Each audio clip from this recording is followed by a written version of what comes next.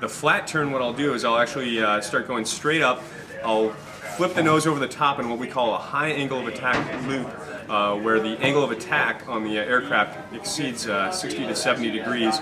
And then as I start to go downhill, I'll actually start rotating the plane around in what looks like a flat spin. On landing, you're exhausted, but... Exhausted. So imagine sitting in your chair, you can't get up and move for 10 hours. Despite all the love for the job and all the passion. It's still the best job in the world. There's radar and IRST, and there's the Link 16 mids, and there's the defensive aid subsystems, all feeding in information, and so there's a lot of information. Is it manageable in a stress combat situation? Well, I think the layout of the displays is optimized. I've just intercepted a Soviet MiG-29. All right, you're wing by wing. So, does it have a mode where he can evade you and no, go wild whistle on you? No. There's a couple of targets that turn around, but this one just flies straight and level. So this is a identification mission. Yeah, well, we're going to shoot him down in a minute. Just playing with him right now. Can you demonstrate for me like something offensive, like guns or a missile? If we drop back, we can select the gun. Please introduce yourself for the viewers of Tango 6 blog. Sure, so I'm the Captain Cédric Rouet, nickname Brute. I'm the pilot of the Rafale at the Dubai Airshow. Yes, we call it air battle management. That combines the surveillance role, which is what the radar does to maintain complete picture 360 degrees around the airplane, and it's also the command and control role. So we have 10 operators on board who have many tactical radios to control fighters, to control friendly forces, communicate to land forces, ground forces, naval forces. A stable platform, or? Sure. And we have a system that has been developed by Sierra Nevada Corporation called UCARS, Unmanned Common Automatic Recovery System.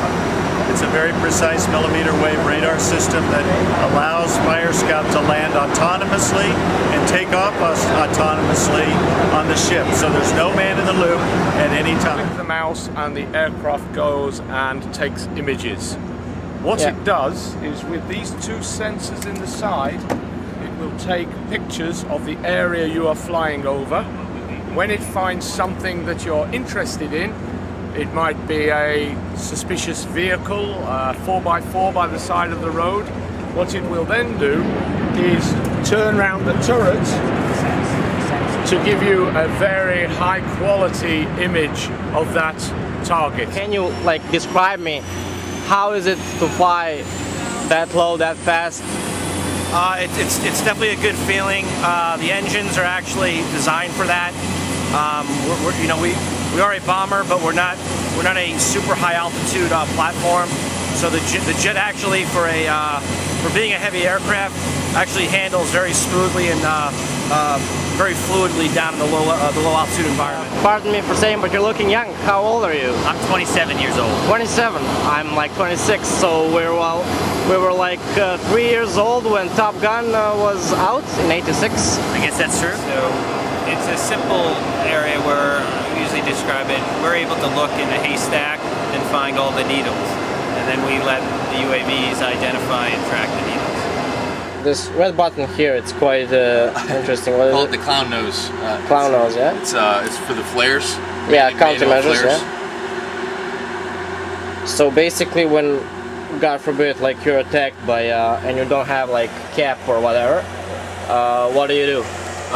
We have an automatic system, and then we can use a manual system with that button. Yeah, cool. We did certification tests with airworthiness inspectors, of course, according to airworthiness procedure.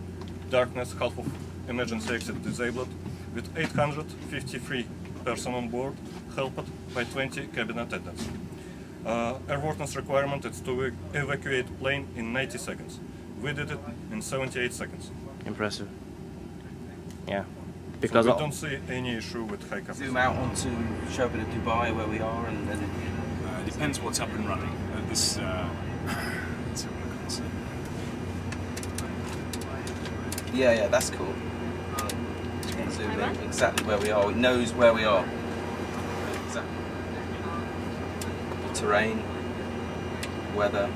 everything in red is higher, is at the same level as we are. So basically cost effectiveness is at its best here because it's a modification of an airplane that's already on the market, yeah, right? Exactly. It's a very cost effective plane because your airliner, when you buy the aircraft from us, is priced to airliner markets.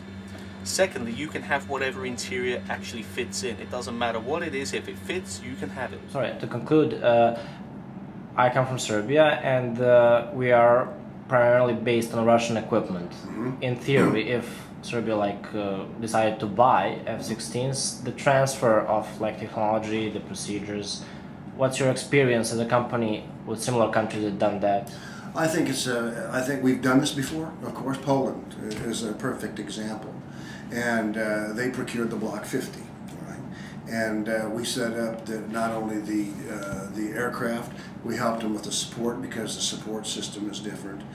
Pilot training is different, away from the old Russian way of flying and maintaining the aircraft, and so.